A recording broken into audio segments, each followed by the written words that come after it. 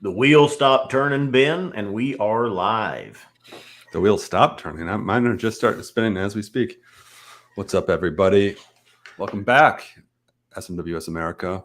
February Outturn, and how the hell did that happen so quickly? It's February, first month of 2022 in the books. I'm back.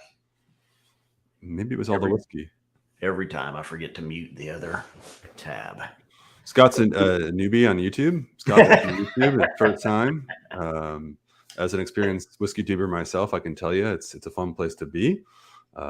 There will be no stream without a technical difficulty here and there. I even have a checklist. You know, it's like hardwire in, turn the Wi-Fi off, make sure the good sound mic is working. You know, silence all your notifications, and then I forget to mute the other tab. Well, welcome everybody. We got we got a lineup for you tonight. Of course, this is the February Outturn preview. Tomorrow at 1 o'clock Eastern time will be the official release. If you're not familiar with how this works, the Scotch Malt Whiskey Society is, as we claim, the world's leading whiskey club, but we're also known around the world for our single malt whiskey. And I use the word single malt because most of it is technically single cask whiskey. But we do, at times get kind of crafty with experimentation, double maturation. We do random blends here and there, but most of it's single cask. But I think we're going to use the word single malt just to be totally correct on all levels. But, we'll go through each whiskey. You'll know what is what. Anyway, yeah, our whiskeys are available to members only, as I'm sure a lot of you know. So those are coming available to order online or over the phone tomorrow at 1. And it's funny enough. So Scott, you and I were normally when we do these selections, we'll pull out a few bottles and we'll pick 5 or 6. We have 6 tonight. We'll usually kind of try to mix it up a little bit, show everybody a little bit of this, a little bit of that. This month or last week, you and I just kind of went through the list, and I think we just chose what we wanted to drink. Am I right? I mean, we got some spicy and sweet. We got some deep, rich, and dried fruits. We got some peated, and we got an old and dignified. We got a little bit of everything. But I think the specific whiskeys, Scott was, I remember we were exchanging over email. Oh, that looks good. I said, okay, yeah, let's try that. I said, this one looks good, and this is kind of just Scott and Ben coming up with the whiskey selection with really no rhyme or reason other than it just sounds good on paper. So how are you feeling about this lineup and tonight? And you want to spoil anything or maybe not? I will not spoil anything. There's definitely some good ones in there again. So which one were you thinking? I know we had talked about which one we were thinking of going with first. Well, I'll let you decide. So everybody, we have 6 whiskeys tonight. We have a lot more than 6. And Scott, I believe you probably have the whole list of everything coming out. I don't. That's what I was just looking for. We did not get that. Okay, we'll put that together by the end of the stream, and so we'll share with everybody what's going down tomorrow. But we pulled 6 out to taste tonight, and so it'll be fun because we try to, keep these streams to an hour-ish if we can. And it's a lot of whiskeys to cram into an hour. We'll taste these all. We'll share our own, first impressions, tasting notes. For both of us, we were kind of vaguely familiar with the whiskeys, but they just came in to the U.S. And, of course, now they're about to go out tomorrow to all members. We'll tell you what we think. We'll tell you, whether you might enjoy it or not, if you like, based on your own preferences. And here we go. So you want to kick us off, Scott, with the first whiskey? First one we talked about and I had in mind is 7.267 Nomad's Tent Vibe. It's a 12-year Speyside from a first fill ex-bourbon barrel in the spicy and sweet, sweet. This is sweet, fruity, and mellow. Profile 64% ABV. Yeah, so we started with a low strength whiskey for the night. This 64, probably one of the highest strengths we've seen in a long time. I mean, we've seen some get up there in the mid to almost high 60s, which has been wild. But yeah, definitely. I assume we'll be. Oh, I'm looking ahead. There's actually one that's stronger. Oh yeah. Yeah. I haven't.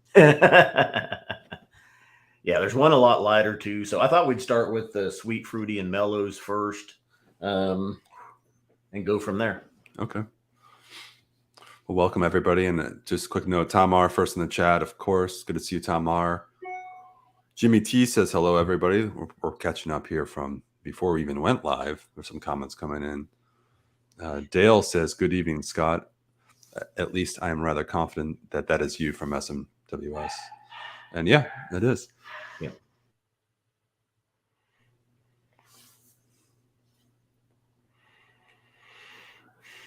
Just looking down a little bit more, though, Dale Barbu, Pickley Dew is here, Robert Anderson, Cam Elliott, Kyle Armstrong, Tom R., Hisham Shaban, Adam Fahey, George Kaplan, KLG 223, Whiskey Throttle, Gregory Cloyd, Jim Ransom, Lana Sutton is here, Daniel Cleric, Brian McCoy.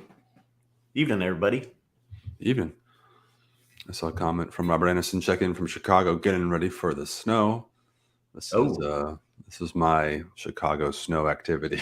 It's just, well, nowhere to go. Line up a bunch of whiskeys and taste through them. What do you think of this first one, though? Fruity, floral, vanillas, slight oaks, slight malts. Nice nose coming right out. Yeah, I think right away, super aromatic. I mean, the strength of 64% really sort of turns up the volume just of the aroma. But it is very, it's like a lot of sort of baking spices for me, like baked apple pie. Like, you know, there's some orchard fruit, but it's definitely been stewed, thrown in the oven kind of thing. Whatever you, which is to say it's a very sort of warm and rich aroma. Which, you know, at 12 years old, it's actually, I should say it's developed further than I probably would expect. And we've had a good deal of, 12-year-olds from Distillery 7 to compare, at least in memory. This one is super developed, very aromatic, multi-layered, but the warmth, I think, overall is almost like the kind of warmth you would get from some sort of like wine cask in a way. But this is all bourbon barrel here. Right.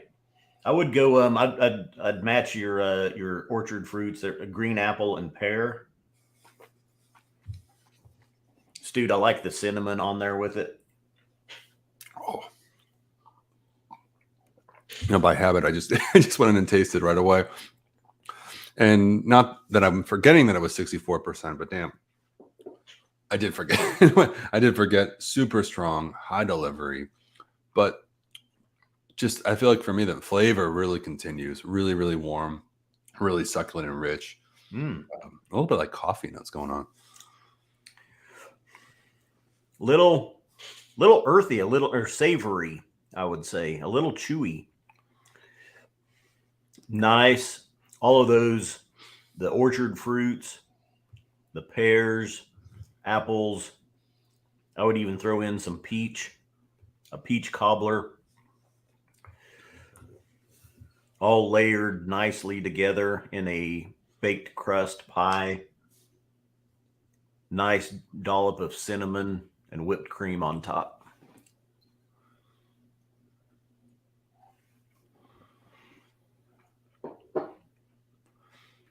Any peach wood, would you say? Or like the peach, Drew with the peach wood comment. Not on this particular one, but the orchard fruit, I think, we agree, like it's totally there. I think my takeaway is I'm surprised at just the overall warmth. And, typically when you see like a 12-year-old first fill bourbon barrel from Spacelight, like on paper, it's more of a fresher, zestier sort of fruity profile. It's sort of what I'm generalizing. And this one is like more autumnal, more of a cold weather whiskey for me, at least than I would have expected, which, I mean, me, I'm all about finding whiskeys that are, I think, subvert expectations. I hate using that after Ryan Johnson, but you know what I'm saying? I mean, I think overall it's just totally a unique whiskey for what you get on paper. We got one coming up that's got quite a bit of leather and tobacco in it, but I would even say hints of leather and tobacco on this, which could be that savoriness that I was talking about that I was getting. Just a little bit more chew for the palate.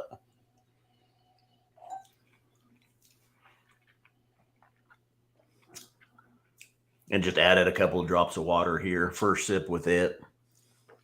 Didn't hurt it at all. Not much change though. All the same notes are there.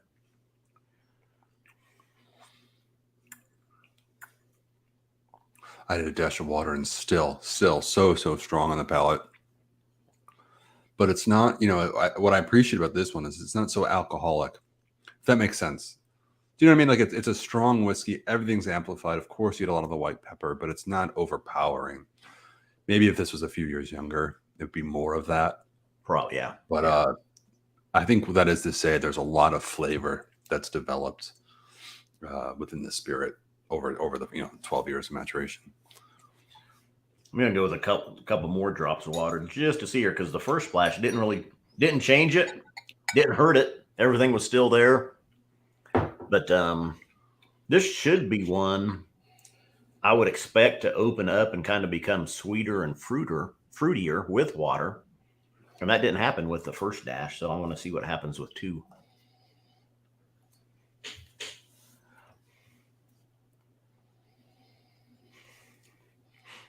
A little bit of fig, maybe some sherbet.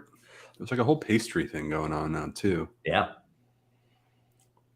This one, now that you just said pastry, the other night when I sampled this one, I was thinking there's these little breakfast. It's almost like a fruit pie breakfast Danish type thing, but it's like a crust with berries in it, and then it's hardened on the top where they burn the crust, not the crust of the pie, because it's like fruit exposed on the top, but it becomes this hard. I don't even know how to explain it. I can't think of what they're called, but that's what came to mind the other night tasting it. It's kind of like a breakfast berry pie thing, in a little, about the size of a muffin.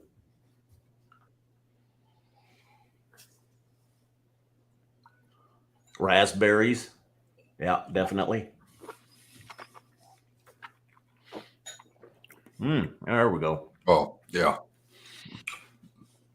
It takes water well. Yeah. Yeah, 2 drops of water, definitely opened it up, let it amplify on the palate. It's really soaking in now. Front to back. Very nice. Ooh. Yeah, it's funny. It's the experience, like the just overall tasting experience was, I thought, a lot of fun with like the first dash of water I added, but now you just get so much more flavor, which I guess is what I love about cast strength. I mean, you get to dial that in, and for me, I'm thinking, okay, I might actually do with a little bit less water, because look, if like tonight we're here to just really unlock all the flavors and share the whole thing.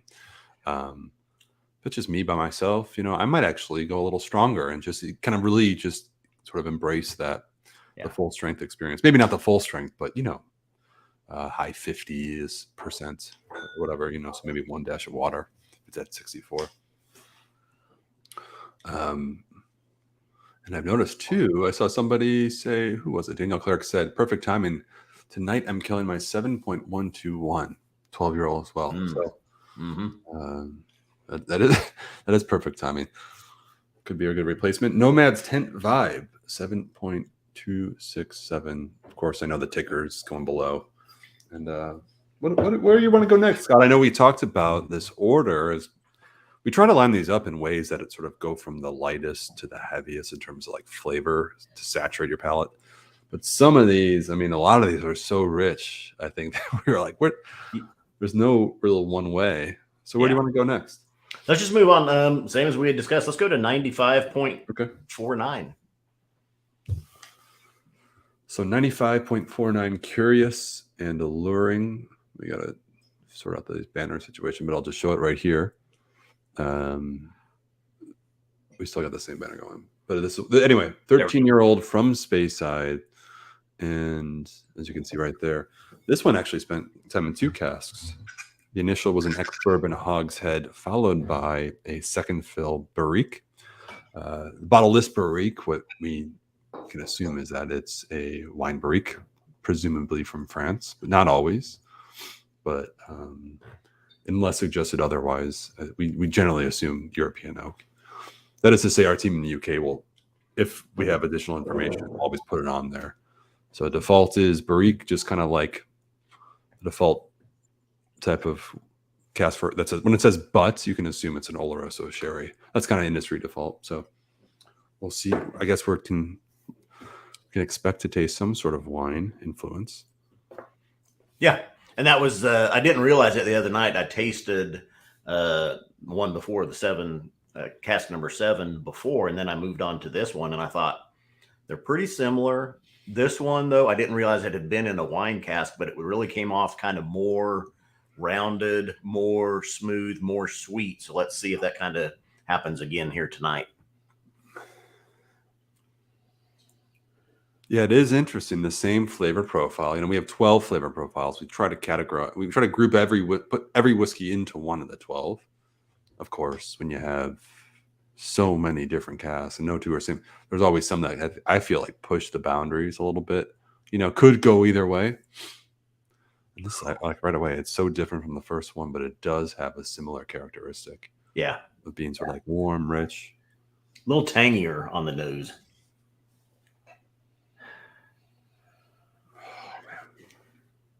Really, some of the same fruit notes, the orchards, the light citruses. There's like a sour tart, Sour Patch Kids, kind of that sour sugar, sour tartness on the nose. Lightly toasted marshmallows. Yeah. The marshmallow, definitely. I did not pick that up when you said it. Yeah.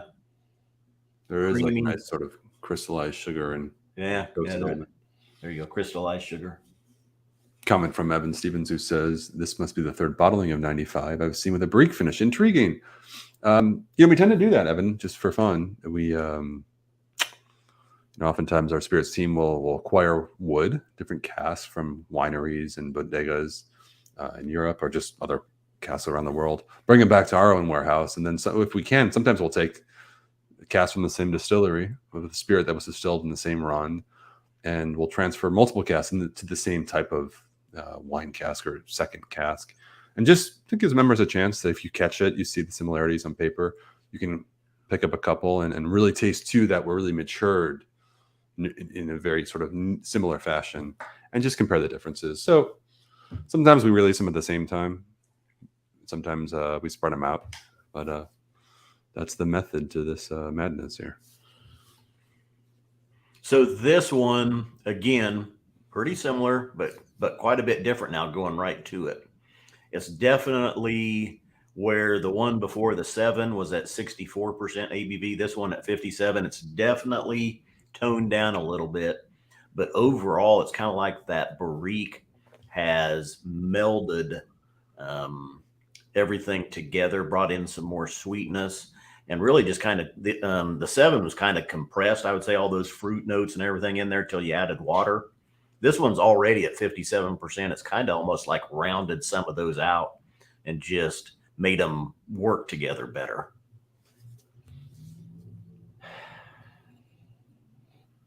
There's a slight bit of funk on the nose, almost like a Springbank funk, Campbelltown funk, I guess I should say. I definitely am with you on that. The funkiness. A dank basement, kind of. I like that. That's not a tasting note I've pulled out of my ass before, and so I appreciate you doing that. And I live in Tennessee where there are not many basements at all. But no, yeah. but I assume the funkiness is probably attributed to the wine tannins. Perhaps. Yeah. I think that's a likely. Could be sometimes if there's a little bit of sulfur in those wine casks, those barriques, sometimes that comes through. Just a hint of sulfur may come across as like a little bit of a funk. Oh yeah, yeah, and that could be what this is.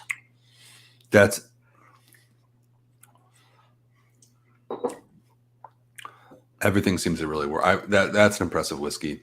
It's right away. You get sort of that distillery characteristic. It's a bit grassy, maybe some mossy, soft, gentle, just to start approachable. But that wine, that barrique, that little finish has really just added a layer that I think probably brings out some of the earthy tones of the spirit. Oh, this is getting really deep here. But you know what I mean? I think this is an example of one that works. And I will tell you, I've tasted over the years since I've been here, almost 4 years now. When I first joined in 2018, we had a 55, a couple of them that were double matured earlier on. And I'll be objective in saying I don't think they were as cohesive as this one. I think you can really taste, I think, the evolution, not just in the whiskey, but probably in Ewan, who is our spirits manager, playing around with the whiskeys a little bit. This one seemed to really be timed. The spirit, everything was aligned up with this one. So, yeah, and I think that wine cask finish will even start to show more. A lot of times as the bottles are opened up, and they get some air and get allowed to breathe for a little bit. Sometimes those wine cask finishes even start to show themselves more. And that could happen here. I added a couple drops of water to this already. Again, this one, even it's lower than the other one at 57%. It took the water very nice. Not necessarily getting any different notes again here now, but it's definitely amplified everything and really helped open the spirit up.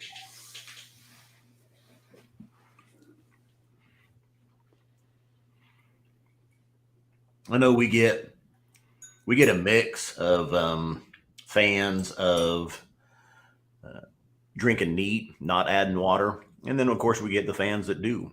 I'm a big proponent of at least a drop of water here and there, especially with these higher ABVs. I like where I can play with them and bring them down. I think my favorite area is going to be like in the 50%, probably low 50s, maybe up to 55% ABV for my palate. But some of these whiskeys, when they're up in those 60s, it's nice to bring them down to me, anyway, and let them open up a little bit and kind of see what's in there. Sometimes they just get the flavors are so compressed in there when that ABV is that high. So to me, the water kind of releases those barriers between those layers and let some of that stuff come out. Yeah, people are super opinionated about it. I'm with you. I really fail to see the benefit of drinking whiskey, cask whiskey just as is only, and not using water. I should say it's not the benefit. I just don't see. I don't see the I don't grasp the argument for drinking only neat. Just knowing, and I guess it comes from knowing that from the day it's distilled to put in the fill in the cask, like the ABV is constantly changing. It's so much of it is water to begin with. It's just like a fluid, product, and I don't know. So much of the whiskey is diluted prior to bottling out there. So forget all that. That's not even whiskey in its purest form. But yeah. Anyway, if you're one of those though that likes drinking it neat, more power to you. Yeah, drink it the way you like it. So I'll tell you though, 2 drops of water on this one helped it. I'm at a good level right here. It actually brought out kind of a toasted almond, some nuttiness to it in there that wasn't there before. So I'm pretty happy with 2 drops of water on this one. Yeah, honestly, I like this one neat. I mean, my point is don't be shy and use it. If a whiskey's too strong, feel free to add water to unlock more if you can. Or I think, like I said, for the first one, I actually preferred a little stronger. I went a little further than I would have otherwise if it was just me. I got more flavor, but the experience wasn't, for me, as dynamic. Yeah. Anyway. All right. Well, I'll let you call the next one. I called those 2.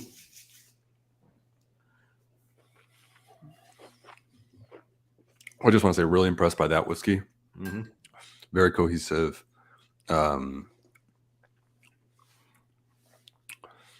Sweeter, fruitier than the first one. And you're right, that funkiness, it's very subtle. It's not, sometimes whiskey spends too much time in a wine cask. It's a lot. That's really, really well done. Anyway. Yeah. It's just a hint of it in there showing. So that will be an interesting one to see as that bottle sits open for a while and gets some air. I was thinking before we saturate our palates too heavily, we should pull out a big dog. And Scott and I mentioned earlier when we were picking the selection. Normally, we tried to pick a selection of 5 or 6 whiskeys for these preview tastings for everybody to just see, just to try to check all the boxes, different styles, different regions, different flavor profiles. This one was kind of just us checking what we were really the most excited to try personally, which so happened to be kind of a diverse lineup anyway. But this is one that I think, of course, we saw and we couldn't be more excited for. And in terms of age and, I should say price tag, this is one of the more exclusive casts that we've actually, I think, ever opened for an Outturn preview tasting. And I'm excited because it's something you probably wouldn't expect.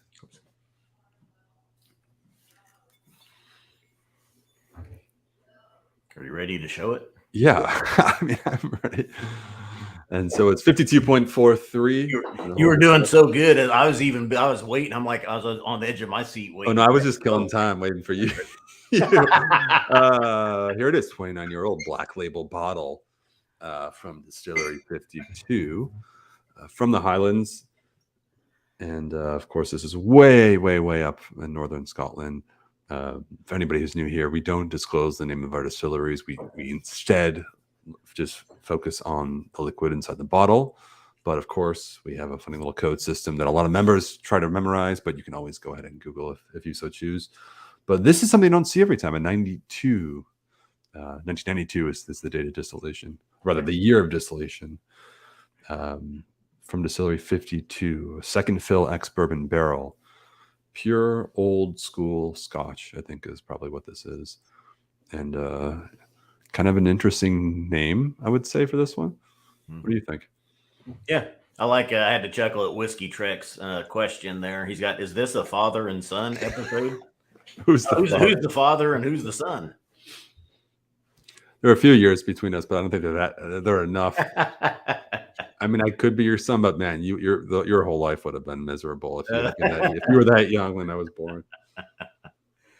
All right, I'll tell you, I cracked this one. I had to sample this one, of course, ahead of time, and immediately out of the glass, just tobaccos and leathers jumped right out at me on this one. Yeah, it's a different arena. Yeah, and I'm just nosing it. Dusty.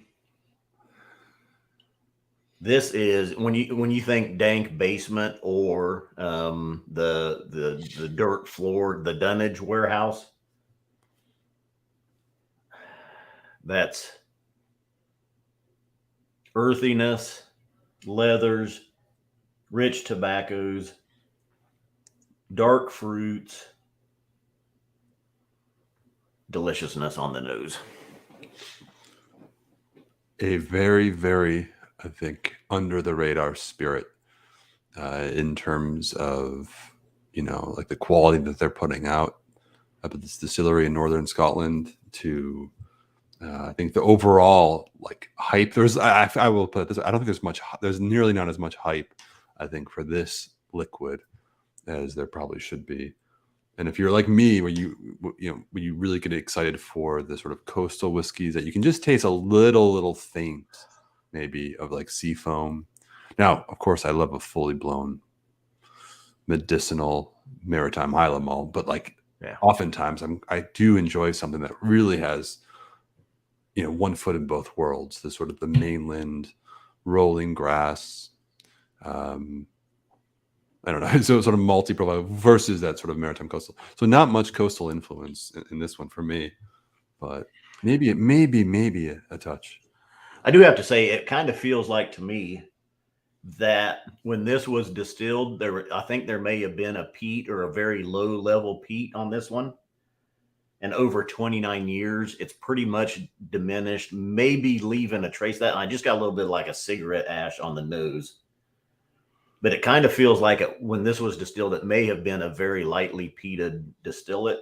And it's just, after 29 years, there's not much left there, just a very minute trace of it. the 49.7% or 49.5% ABV. Yeah. I don't know that I would want to touch it. I mean, I think that's kind of, for me right now, spot on, but we did start with 2 very strong whiskeys. You know what I mean? So maybe if we started here, I'd be more inclined to add water, but at this strength for me, it's pretty spot on, man. Oh, this one's got that age shows that 29 years. And this is a second fill barrel, right? Yeah. Second fill ex bourbon barrel. So you're getting a closer look at the actual distillate here, because that bourbon barrel has already been used twice before. So 29 years, you get those tannins immediately soak into your gums and your tongue. To me, you can just feel it when you get a whiskey of this age. It's that sweeping flavor on your palate that you just don't get from younger whiskeys.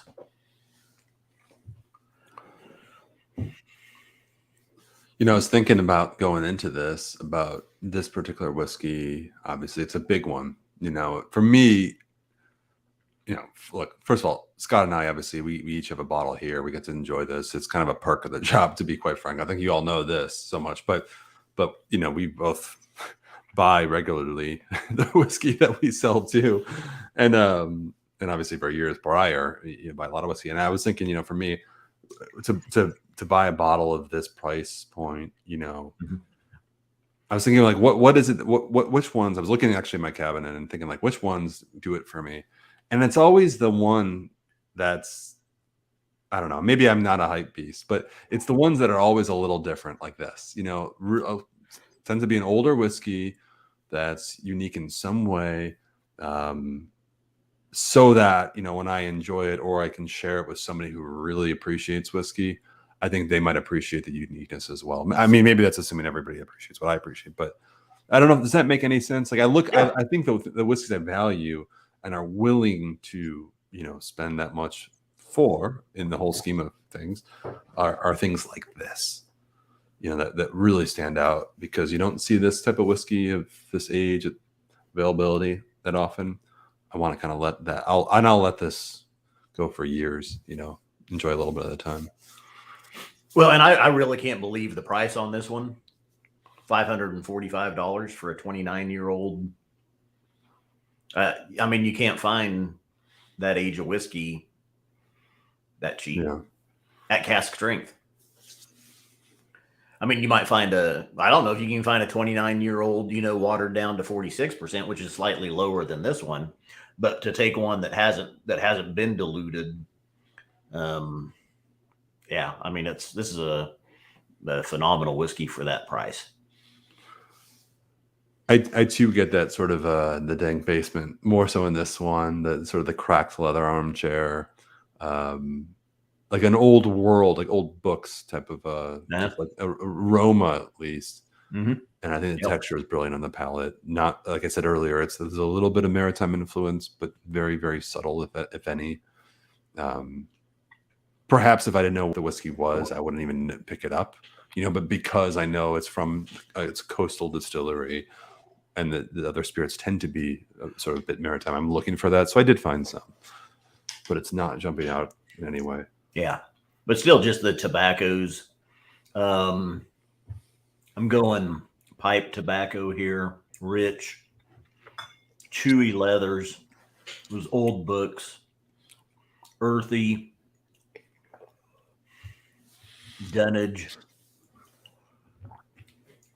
Every once in a while, maybe I still get just a hint of a cigarette ash on it too. Have you got any cigarette ash at all? A little bit, maybe. You know, it's been a long time since I've had a cigarette. Memories. But yeah, of course, you can't forget that flavor. It's so subtle, you know, the smoke and that coastal influence is just there, like a very thin veil over all of it. Somebody asked a little bit ago about this compared to their core, range offerings, and I haven't had any. This is by far the best whiskey I've had from this distillery. I mean, any of their core range doesn't come close. The question is it peated? My understanding is not. Yeah. But, the smoke, of course, yes, smoky note in Scotch whiskey is often derived from peat, but, it could be over almost 3 decades. It's absorbed a bit more of the char influence, from the inner linings of the cask itself. It's obviously there, but it's very, very, very faint. I think for you, Scott, right? It's not very. Yeah. It doesn't taste peated. Yeah. As a peated whiskey ages, the peat will diminish in it, the peat flavor. So your older whiskey, I mean, if you take a 10-year, heavily peated whiskey and you compare it to a 21-year, from the same distillery, the 21-year, the peat shows a lot less than it does in the 10-year. To me, this just feels like, and I'm not saying it is, to me, it feels like when this was distilled, it may have been lightly peated, very lightly peated. And then over 29 years, of course, that light peat has even diminished even further, just leaving a trace of it here in the glass for you. And it could be just char from the barrel. 29 years. It's a long time. And Alhan says, good to see you, Alhan. He says they don't make peated whiskey over there, not their style. Mm-hmm. So there you go. Not a peated spirit. Man, just overall, fantastic. I think the name of this one, at first I was like, that's kind of a cheap name. Note to self, buy this bottle. But then at the end I was thinking, wow, the part of the naming process that our tasting panel undergoes is very personal for everybody. I mean, of course it's for members to embrace however they want, but really it's about the member of the tasting panel having an experience with the whiskey, very intimate experience, really kind of taking thorough notes, whether it's neat, diluted with water, nose, palate, everything. And then for them to go through that whole process and then eventually just say, note to self, buy this bottle, suggests that tasting panel member must have been that in love that they just said, this is the way to go. Anyway, so I went from thinking like, okay, that's a little bit of a cop-out. Come on, you can come up with something, to really thinking, wow, this probably had a profound impact on somebody who's a professional whiskey taster, but just tells you how special it really is. Yeah. I see Tom R is asking how many will be available. I had to go look at the spreadsheet. 66 looks like in the States. And I don't know where it designates ahead of time if it's one per person or not, if you know that, Ben. I don't offhand. I don't believe so. Let me see here. I was going to say I could look at the... We'll find the answer. Yeah. But we get spreadsheets and Word documents and PowerPoints and all kinds of stuff for everything.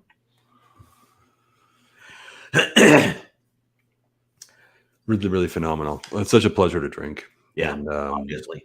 Yes. A whiskey that I would really like to, a bottle that I don't really want to ever kill. I would just want to keep this one for something that's pretty approachable. Like I feel like this kind of whiskey, of course, you can taste it and you know what it is. You know what you paid for, you know where it came from.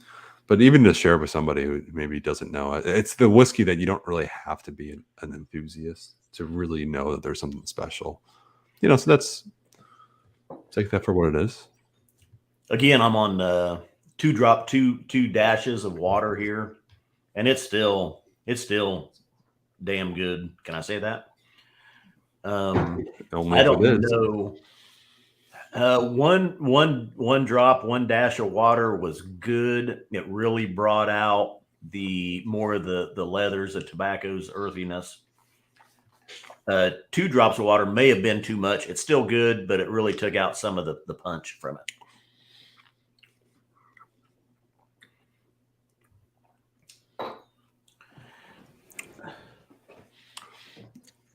Do we have to move on? I know. Go. Yeah. Let's go. All right. Leave on a high note, as George Costanza would say. We got 3 more whiskeys to go through tonight. Damn. And I'm watching our time too here, Ben. Yeah. So. We'll pick up the pace, everybody. Appreciate you enjoying us just salivate on camera. The next one I know for a fact, Scott, this is one that you picked out because Yes. it's your old favorite flavor profile, and we're going through the list, and I threw up my ideas, and Scott says, "How about this one instead?" This is actually the bottle of the month one, as you can see right there. We got a lot going on here with these. What's going on? Yeah, what happened there? There we But go. I forgot to click the box to scroll it as a ticker on them, so I got to go back and do that. There we go. Well, anyway, if you didn't see it before, here it is. This is the bottle of the month. So if you're in the bottle of the month club, you'll get this sent to you automatically. Clicking on the bottle of the month club. If you're interested, you can contact us, and we will pre-select a bottle every single month and send it out to you or have it sent to you. We don't actually ship ourselves, but we have a third-party shipping company. This is the one. Over the course of 12 months, we try to pick a very diverse selection of different whiskeys. This is the one for this month. So I think if you're in that bottle of month club, get ready. This will be there any moment. I think in a couple of days, perhaps. Otherwise, it's dropped. We have a lot of these, I think, coming tomorrow. So 3, 5, 6, 7. Hearty and Substantial, great name. Another 14-year-old. Not a 14. We've had 12, 13, 14-year-old now. Mm-hmm. But what attracted you to this one on paper? One, the flavor profile, the 14 years, and then the first fill ex Oloroso Hogshead. So, yeah. Whiskey Truck says, let me guess, sherry cask, right? They know you, Scott. I do say this is one of my favorite profiles. John Kroll says Larry David would like his shirt back. There's always a comment about someone's shirt in every live stream. There's always a shirt comment. You notice that? We can't get through a whole whiskey tasting without a shirt. Yeah. Comments. Have them come from us. Matt Bailey's in the house. What's up, bro? SMWS Australia. What time is it in Australia right now? Actually, probably you're awake. Probably just start getting your day started. They're 11 or 12 hours ahead of us, so it's probably like 6 in the morning there, I think, isn't it? Yeah, it's probably laying in bed, rolling out of bed. Probably had a tasting last night. But no, the distillery. So this being from 55, I know I haven't had one of our bottlings from 55 before. I have liked, some of the core range of their stuff, but this would be the first independent bottling or single barrel from 55 that I've had. Woo! Oh yeah. Follow up. It's 12:42 p.m. in Australia. See, they're much more than 12 hours ahead. Oh wow. 17. Do the math. Oh, that nice Oloroso nose is climbing all over this one. Oh yeah. Yeah. This is not a gentle finish. This is definitely a lengthy double maturation, at least on flavor alone. It's picked up a lot from that sherry cask. Yeah. I get a little ashiness here again. Nice fruits. Meaty. The darker fruits. Burnt brown sugars. Lana Sutton says, Scott and I have the same palate, so I know if he loves it, I will too. All right, Scott, I didn't mean to jump in, but just letting you know, no pressure there.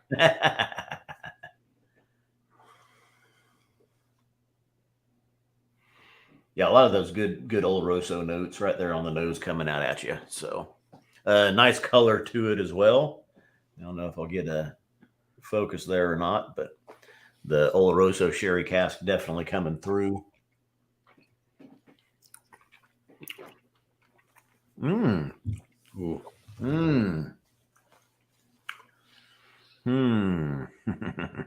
does it say? How many years did this one spend in the hogshead versus the shirt? Oh my! Just gonna mute myself. You do your thing with that and oohs and ah. Boy, that one after I swallowed, that was the gift that just kept on giving, and it was amplifying and ramping up on the palate. Even just the dark fruits, the brown sugars, caramels, toffees, the sweetness. It's still there. It's still saturating.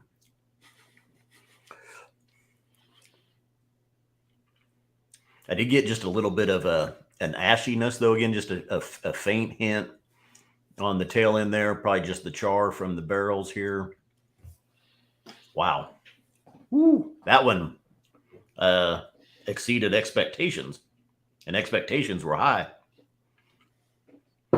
Well, that's too bad you don't like it, Scott. I'll give you my address if you want to send me your bottle. You can just go ahead and pop it, and throw in some bubble wrap. And I think it's been. So yeah, I want to sort that out. We can look this up too. I want to understand how much time exactly did it spend in the bourbon cask before being transferred to the sherry, because you get a lot of that Oloroso influence. Yeah. I know it was a first fill Oloroso sherry cask, so it's very, very fresh and sort of heavy in terms of its influence just on paper. I mean, it still feels like there's a lot of lighter sweetness going on in there at the same time, probably from the first cast, the ex-bourbon Hogshead. But it's probably most finishes. So this is a 14-year-old. A lot of times on a finish, you're going to see it. It's 12 years in an ex-bourbon cask and 2 years in an Oloroso. We could be there if that's the case. This Oloroso had a lot of influence on this. I would guess more. This might be a little bit longer, more like a 8 or 9 years in ex-bourbon, and then 4 or 5 in the Oloroso. But well, I looked it up. It is 12 years, and then in bourbon wood, and then 2 years in the Oloroso. But yeah, I mean, I think that just speaks to the uniqueness of like that cask interaction was real. Yeah, that was a very rich Oloroso cask that they had on this one. Yeah, and Whiskey Trek is pointing out that sulfur from a sherry cask can be perceived as smoke, like a lightly peated whiskey as well. So, and that could be what it is. What do you think of the sulfur notes that you can occasionally get in a sherry cask whiskey? I love it. I love it. Yeah. I'm into it myself. I'm curious for everybody in the chat. Just comment below, yes or no. Do you like, with a sherry cask whiskey, you often will pick up a little bit of a sulfur note. Not on all of them, but on a lot of them.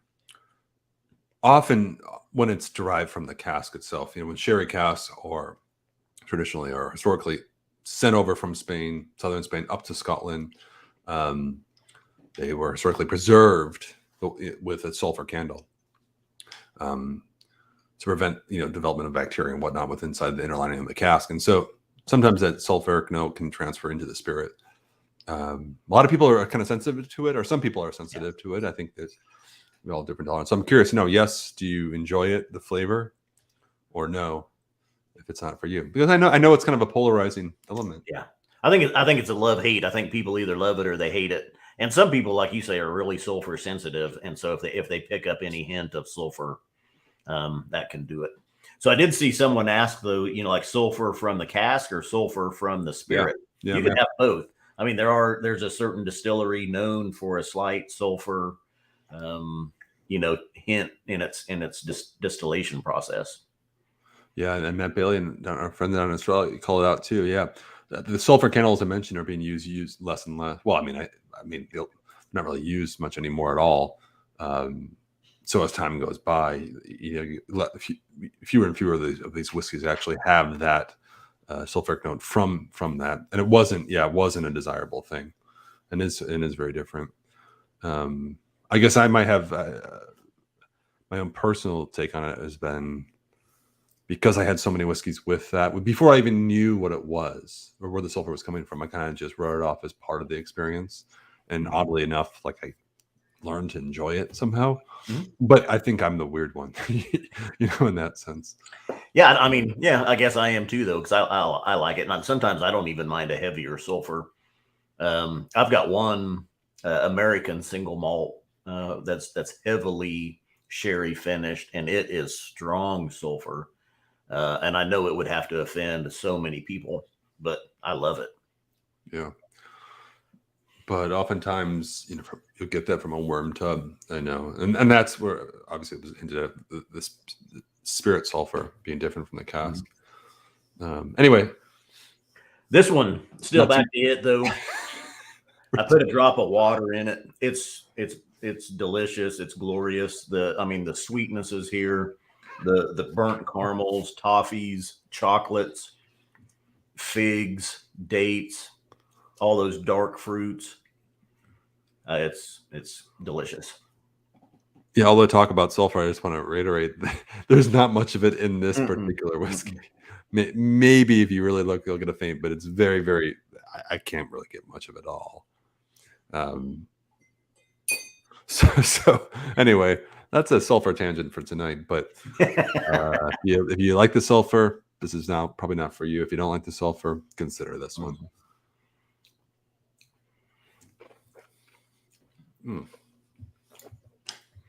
Yeah, and Evan Stevens, I actually rather enjoy sulfur, much like Scott. I can cope with the heavier levels pretty well, especially when it resolves as meatiness. Yeah, and I think that's what you get sometimes. It's kind of, it just really comes across. Is it Distillery 44 that I'm thinking of with the worm tubs? They can have some meatiness, sulfur, Yeah. if I'm thinking of the right one. Look at Timothy Yatsko comments. 10 minutes remaining. Let's get peaty. Timothy, what makes you think we have a peated whiskey next? I mean, what about these streams ever give off the fact that we end with peated whiskey? Well, I will say, if you do the math, if anybody's been tracking, we did say we have 6 whiskeys tonight. We've knocked 4 out of the way. Well, knocked them out of the way. Really enjoyed 4 whiskeys. Damn, I'm looking forward to reflecting on this after the stream, just going back, because there's some great ones, and of course, tasting in this format, we're just going so quick. And some of these whiskeys that we've come across, man, I could give that 30 minutes to an hour just on them. But we thought, hey, we looked through the list, and I suggested we try this one peated whiskey. Well, he said, okay, we'll do a peated whiskey tonight, and then I picked one. And then Scott picked one, and we said, let's just do them both. Let's open them both up. And where do you want to go from here? We're moving on to 120 cask 122.43. This is in the peated category, and conjuring up all sorts of images is the name. 9-year-old Highland, 61.9% ABV. Peated flavor profile from a second fill ex bourbon barrel. I know for a fact some members who are watching this stream. I know, George, if you're still into this, this Distillery 122 is something we don't see out too often, but I know some people are really, really a fan. And I'm trying to think of the ones that we've had. They're all been very, very different. And I'm pretty stoked for this one. 61.9%, bringing it back home in terms of strength. We started really high, and we're ending really high. Yeah. Oh no, we're ending much higher than this. Okay. So when I sampled this one, and I told Ben before we went live, when I first opened it, sampled it the other night, I kind of thought this probably should be in the lightly peated profile. And then I thought, before we go live, let me just sample it again tonight and see if my palate was a little off. And my palate was off. This is definitely not in the lightly peated flavor profile. So you were into that. You were like, this is like a peat imposter. This is a lightly peated whiskey. Scott was really into the fact that this should not be peated. And well, I was debating moving it up in the lineup. Could we, as lightly peated as it had felt? Woo. I'm just teasing. I have those. I have those inner debates with my own head all the time. I think this should be this flavor profile or not, and then of course my opinions change. That's why it's good though sometimes too. Don't ever necessarily judge a whiskey just on the first pour. If you've only had a sample of a bottle, or if you're in a bar and you try it at one time, being able to go back to a whiskey sometimes just reveals stuff you didn't get the first time. Right. Or maybe your palate was just a little off. Maybe I had some onions earlier the other night that, was masking some stuff. But no, there's definitely was kind of a minty peat I just got there, and some roasted peanuts. Oh yeah, the mintiness is there for sure. Yeah. And this one is not, It's a distillery located in the Western Highlands of Scotland, but it's not really a maritime spirit or anything like that. So you're getting a lot of the peat smoke. Well, sort of just nosing it. Maybe a little bit of like anyway, very, very little sort of saltwater influence, if at all. Yeah, on the nose anyway, but yeah, the peat is definitely there. It jumps out. It's the first thing. I could smell it before I even got it up to my nose. Kind of that minty forest. It's like you're standing in a forest of evergreen trees, smelling your peated whiskey.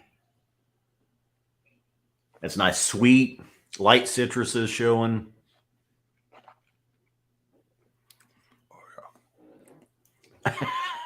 Oh yeah. Oh baby. It's heavy char, sort of cold ash, very, very brittle texture, smoky, some gunpowder smoke. It's kind of for me. Maybe not, but I don't know. You're more familiar with firearms than I am, but I got a little bit of gunpowder. I would agree with the gunpowder. Okay. No, and my first sip of this the other night was way off because the peat is here on the palate. It's a nice punch of peat. There's a nice citrus sweetness in here with it. It's really got a nice finish. It's just clinging on and hanging for a 9-year-old. Think again, kind of pears, apples, powdered sugars, minty peat. Woo. Oh, yeah. Yeah. I mean, the nose on this is fabulous. The palate is fabulous. Oh, yeah.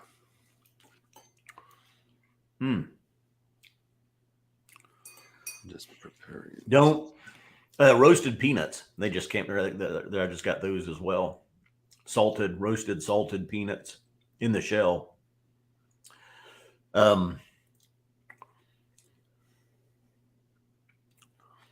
If you're stuck on Isla peats, was what I was thinking.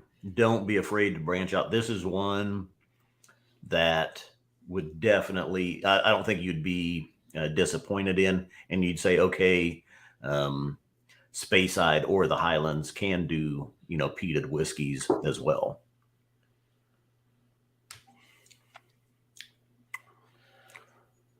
See, it's very different. Not having like that heavy coastal or medicinal influence whatsoever, and it just gets to sort of this molten, almost industrial smoke kind of. You know what I mean? Like it's not. I don't know. I'm trying to compare it by memory to others, and I think we have another peated one as we said coming up. So it'd be nice to do sort of a back to back, but it's not like the typical forest bonfire. It's just I guess what I'm getting at. It's very unique. I can't really. I'm struggling to sort of place it in any one category, I guess, which is why it's interesting. So I'm sticking with the Gunsmoke as being the more prevalent tasting note in this one. You'd said no coastal or maritime, but like that salted peanut, there's definitely a saltiness in here. So it has picked up, I think, some of that coastal air that's come through on it. Yeah.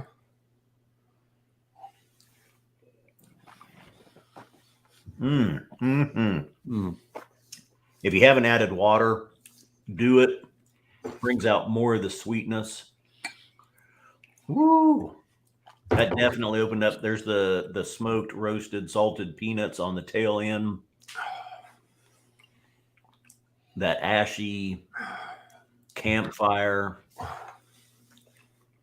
Extinguish the camp. You've poured water on the campfire, and it's all that smoke is rolling up at you with some of the dry ashes.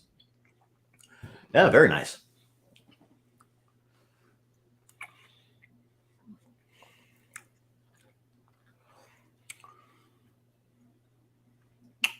Tim Yatzko said, I drink a lot of peated whiskey. Proper Phenol Party from 122 is by far the best society bottle I have purchased. Wow. That's really looking forward to this, he says. That's a big statement, I think, Tim. I know you've ordered maybe quite a few bottles, so I've heard, but I guess that maybe that makes it. I've heard a few people say this now. I know one person who actually works within our team said that as well, that their most memorable society whiskey has been from 122. Really? And that's why I was pretty excited about this one, just because totally, we're talking about under the radar earlier with that 52.43. Anyway, the old 29-year-old has been sort of an under the radar spirit in terms of like the experience you can actually get, the flavor, the delivery, versus the hype. This is by far, no one's talking about 122s or anyway. So yeah, I think there is and it makes you think, because the last time I really felt this way about a whiskey, it kind of blew up, not from me, but just a year later, I feel like everybody started getting into it. So this one, I feel like, is destined to become, it's just a matter of time before everybody discovers it, Well, and I don't know if I've had a peated 122. Yeah. Let me see.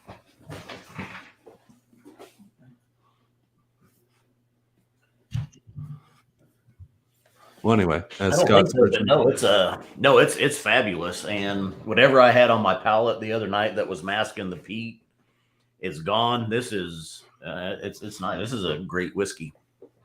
George says, I love unique smoke. I think, now that I'm thinking about this, I think I brought one to your 5-year anniversary party in Wichita. I did a little SMWS station there. I think I had one there. Yeah. I like this. I like this with water. I've added a drop or two of water. I don't even know where I'm at. I'm even coming in with a couple more small drops just to see, but it's good. There, even GCAP, he remembers. I had 122.22 in Wichita.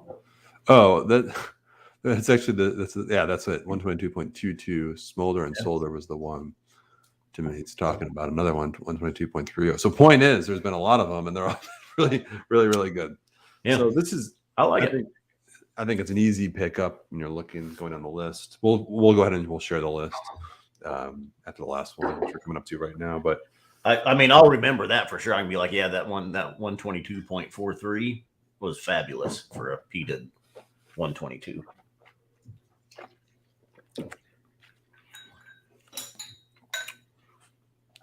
I know for a lot of members, well, not for a lot of members, for all of us, including Scott and myself, we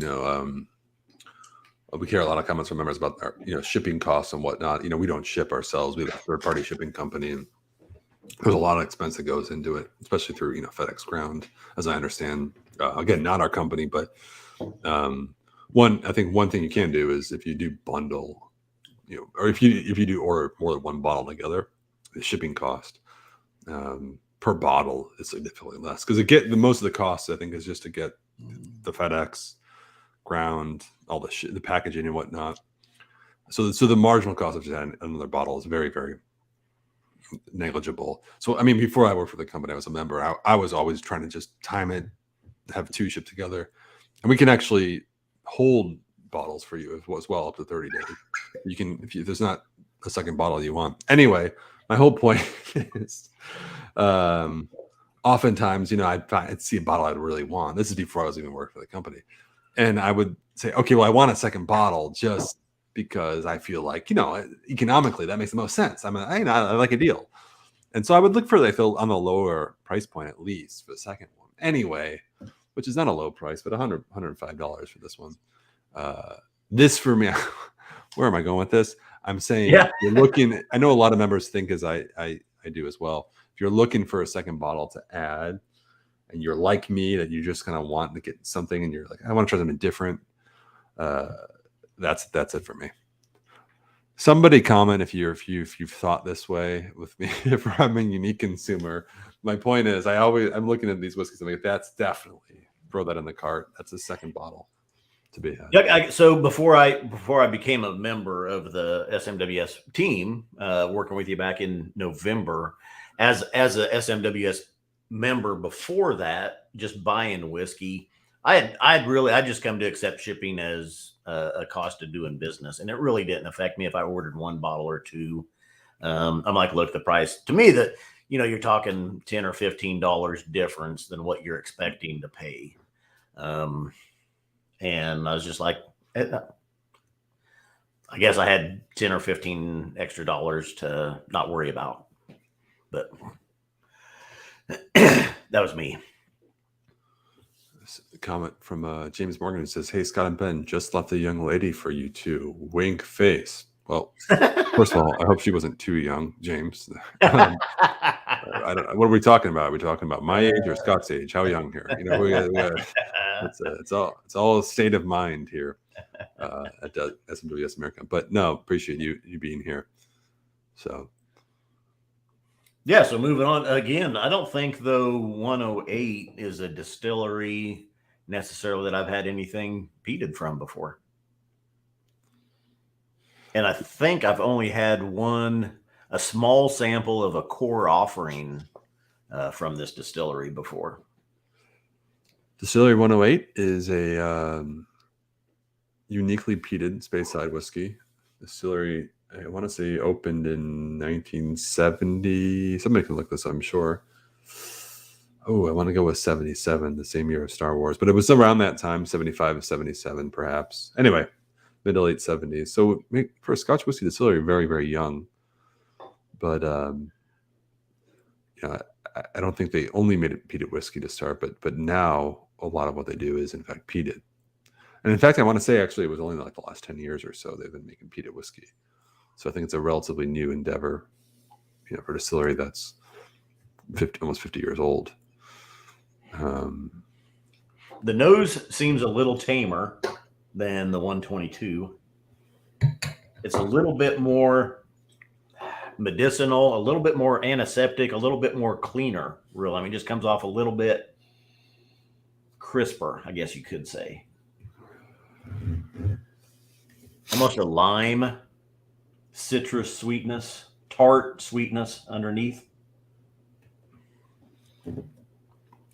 Little bit darker color. I don't have any other one left enough to look at the color, but I'm pretty sure that last one was not near as amber colored as this one is. Yeah, definitely darker. Holding up the two right here. With the light behind it. Yeah, this one's definitely more amber. Yeah. Both being 9 years, but I think so. This one's second fill ex bourbon. So interesting. Go in on the palate.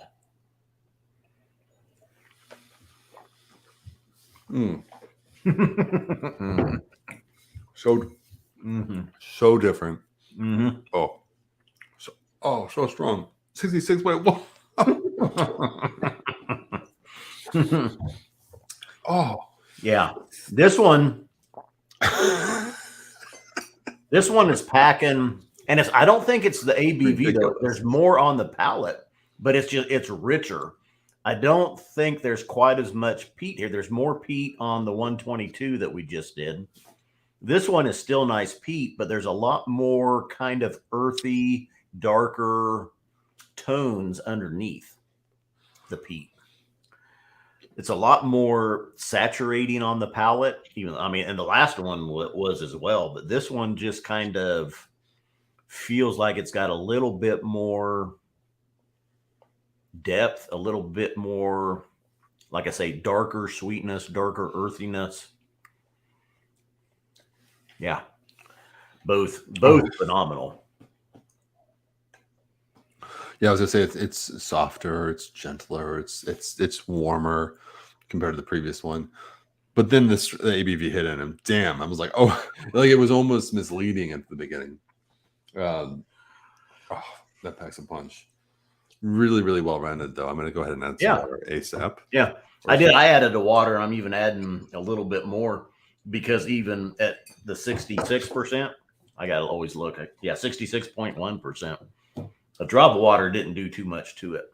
So I even just added my second dose there. This one, though, that palate, the finish on this one is still going.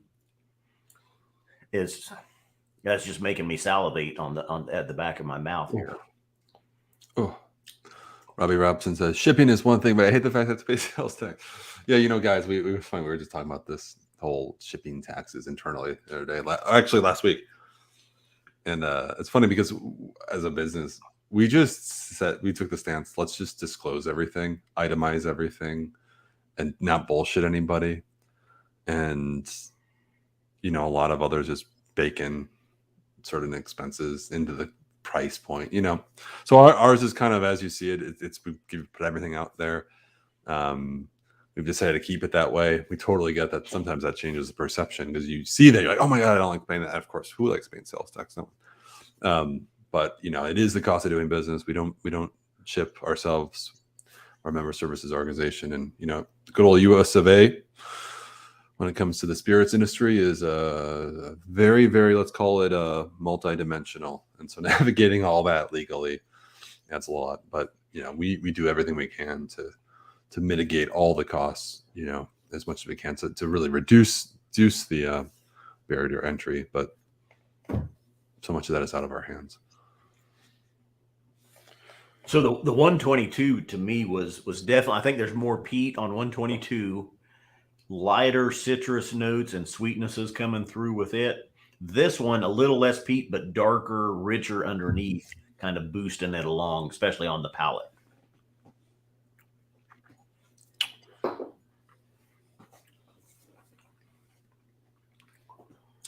And I'm on my second dash of water on this one at that high ABV. It's just now getting manageable, I would say, on the palate. It's just now kind of after 2 dashes of water, it's kind of like, okay, now I can comprehend some of this. Woo! No. Very nice. The previous one, the 122, is a bit more earthy and sort of rustic. This is sweeter, like sweetgrass. Not like a sugared, but over-ripened sort of fruit undertones. You know, it's got that. Well, interestingly, you know, the previous one was a Highland whiskey, and this is a Space Cider, and you know, that can tell something or nothing at all. But generally, Space Cider whiskeys tend to be evoking more orchard fruit, drizzle, and honey, whereas Highland whiskeys tend to be more earthy. So anyway, my point is that's not always the case, but with these two, I think that actually does sort of follow the regional stereotypes quite well. And this one is a bit sweeter and richer, but I don't know. It's hard. Yeah. Left Field Peat is the name. It's you know, there's like for a peated whiskey, there's like a time and a place. For some of us, it's more frequently than others. This one, I'm trying to think, man, this is a really, really unique peated whiskey. Ooh. I'm trying to think of what is that place? What is that time and place for this one?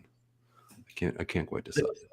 Well, I went back to the 122, and there's a lot of kind of similar things going on here, but still the 122 just came off. And even that kind of mintiness we were getting on the 122, that's not here at all. So, I mean, there's kind of two different profiles here. But still pretty similar. I mean, that's of course, I'm not going to pick a favorite of the two. They're both darn good. Yeah. But yeah, I would say if you're into Islay, peated whiskey from Islay, and you're looking to branch out for the first time, the 122 is probably the middle ground, and then this one, the 108. In terms of like how it's differentiated from the more commonly, you know, enjoyed peated malted syrup from Islay, this one's probably further away on the spectrum in terms of its like cold coastal nature. You know, does that make sense? I mean, on the spectrum of cold peat to warm peat. I like your explanation, but I was leaning the other way. I thought I thought this one might be a better Islay just because it has It's not quite as much citrus sweetness and stuff going on there. But then I Interesting. Okay. remembered though the 122 had that roasted peanut, which comes through with another Isla distillery. That does remind me of a lot. So yeah, I mean it's either or. So I do think the 122 just has a little bit more lighter citrus notes in it. I think we were talking about those orchard fruits, and were we talking about the orchard fruits on that one? Yeah, on the 108. On this one right here, the space cider. On this one too. Yeah, I mean it's. Anyway, here I am. They're both. Yeah, I can confirm my own personal opinion, which is not, the word of God here. Come on, I'm just one person tasting whiskey, but Scott might have it. You might have a different opinion, but the 122 is more of a familiar cold coastal peat. And when we tasted it, I was like, it's not coastal at all. This one, this is definitely more of a mainland space cider, warmer, fruitier. ABVs are different. This is stronger. We're that strong and like fucking crazy octane. But I'm just trying to think for those that are watching, and we're even gonna get asked on the phones. What's the difference? They're both 9-year-olds. One's a Highland, one's a Space Side. They're both second fill ex bourbons. What's the difference? And to me, like the 122 is just a lot lighter citrus, lighter sweetness, better peat, earthy still, minty, roasted peanuts. So that does kind of parlay with some of the Isla or another Isla distillery for me. To me, 108, I think, were you saying it's warmer? I think so. Yeah, I would agree. Yeah, it's warmer. It's a little bit earthier, I think, a little bit darker undertones going with that peat, and not quite as much peat on it as there is the 122. Yeah. Let me go ahead. I know we're just we've exceeded our own little self-imposed time limit, but let me go ahead. I want to share something real quick. Apologies, we don't have actually the full cask list, so I just during the stream went ahead and made one on a PDF. So let me pull this up real quick. You were doing good. I couldn't even tell you were making it. Well, there was a time where you were just going on and on about a whiskey. Yeah. I was like, okay, this is my cue. Let me go ahead and put this together. That's why I kind of filled some. I knew you were working on it, so I was kind of like, well, I can. So all these whiskeys, ladies and gentlemen, are dropping tomorrow at 1:00 Eastern time at smwsa.com. Here's the full list from my beautiful PDF here. And, you can see Scott and I, we picked 6 of these out. Hearty and Substantial was one of them. But Left Field Pete's. What else did we get? The note to self buy this bottle. The Nomad's Tent Vibe. And the Curious and Alluring. Was that all of them? Yeah. But anyway, a lot of others here to choose from tomorrow. Yeah. I mean, we looked at 6 out of 10. That's a pretty good percentage right there. So I'm wondering, yeah.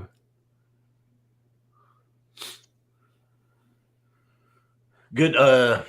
And I mean, there's not a bottle in here that I wouldn't regret, having or purchasing and having on my shelf. All phenomenal, all great whiskeys. We're doing a great job of getting these barrels. Yeah, I'm excited about this 1.249 whiskey afternoon first fill barrel from Distillery One. That one is intriguing to me. I'm sure that one will move pretty quickly. But beyond that, I mean, like everything else seems pretty interesting. Fresh from the Replicator. I like that name. Yeah, another 26. Anyway, here's a selection. Take a screenshot. Everything's dropping at 1:00. I'm going to go ahead and stop sharing in 3, 2, 1. And Lana says, Hearty and Substantial, you will be mine. You tell him, Lana. Hearty and Substantial, here it is. Scott's repping his SMWS. I did see a couple questions about the beanie, the stocking cap coming up. So let's just go. Look at that. This is anybody that ordered 3 bottles in January. Your time's almost up. Gets a free beanie. Now these ship separately. So some people were expecting these to show up with their 3 bottles if they ordered 3 bottles. They do not. It should be first part of February. We'll compile a list. Everybody that's purchased 3 bottles in January, gets a free beanie, and they'll ship separately. So look for sometime in February. Anybody that's ordered those 3 bottles in January should get the beanie. So that's it. 6 whiskeys for you to consider. I don't really know that if I have any standouts. Everyone was good. Of course, we had an old Black Label bottle, so it's hard to look past that one. But man, I mean, leaving on the peated note is really intriguing, and I really stand by, I think, what I said. If you're looking to branch out of the Isle of Peat, really, you can't go wrong with either one. But I think both are fine examples of peated whiskeys from the Highlands and Speyside as well. Yeah. Totally different. We get diehards. People they just want the Isle of Peat, and these are 2 good examples to branch out, try some mainland peats. And I'll tell you also, I've talked to several people on the phone recently, and they're turned off by 7 or 8 year old whiskeys. We got a couple of 9-year-olds. They're the peated ones here tonight. That age statement is out of the equation with these barrels that we're getting. I think the panel in the UK is doing a great job of picking these barrels, and they're not releasing anything before they think it's ready. And the 7, 8 year olds that I've had, I mean, they're phenomenal. There's no way blind you would ever guess or think that these are 7 or 8 year old whiskeys. Yeah. And just to back up even your statement, if you're looking for an extra bottle, maybe to lower your shipping cost, throw in those 7 or 8 year olds or these 9 year olds on there and help make up for it. But yeah. Well, that's it, everybody. Thanks for joining us, Scott. Always a pleasure. I'm going to actually go ahead when we sign off and go through the whole flight again, I think. Still early in the evening on a Monday night. No, I mean, they're all fantastic. I need to really kind of collect my thoughts. And, of course, tomorrow, 1 o'clock Eastern, good luck. I'm just looking here. If you haven't already, because we have this banner, give us a follow on Instagram, where we post all the latest updates. I don't know about everything, new releases, whatnot. And check us out. Otherwise, subscribe on YouTube. Make sure you do that. Push the subscribe button if you're not subscribed. And remember, Scotch Malt Whiskey Society whiskeys are not for swigging, glugging, or knocking back. Please drink responsibly. It does say that still on the back of these bottles. It's always said that. Yeah, please, if you're not subscribed to this channel, literally click the subscribe button below. And what did they say? What did the real YouTubers say? And the bell icon for notifications. Yeah. Do it, support it. You won't be disappointed. We don't do too much content, but it's always whiskey content. So cheers, everybody. Cheers.